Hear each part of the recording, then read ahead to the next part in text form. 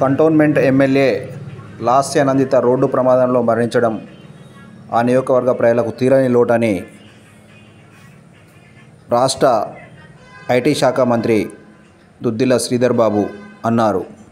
మంగళవారం మంత్రి అసెంబ్లీ సమావేశాల సందర్భంగా మాట్లాడుతూ నుంచి వార్డు మెంబర్గా పోటీ చేయటం, 2016లో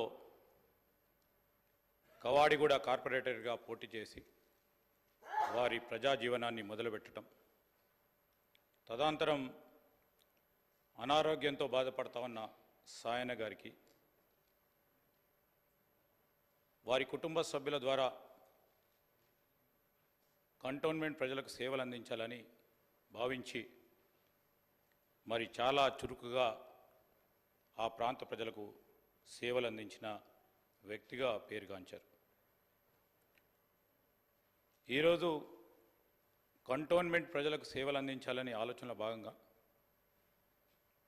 నందిత గారు మరి సాయన గారి వారసులుగా ముందుకు సాగాలని ఆ పార్టీ ఆలోచన చేయడం, సాయన గారి అనారోగ్యంతో మరణించడం కంటే 2 సంవత్సరాల కంటే ముందే లాస్య గారి తండ్రి సాయన గారి కోరిక మేరకు ప్రజా జీవితంలో ఇంకా వేగంగా మెరుగైన రీతిలో పనిచేయడానికి శాయశక్తుల్లో పనిచేశారు. స్థానికంగా గొప్ప గుర్తింపు కూడా సాధించడం జరిగింది.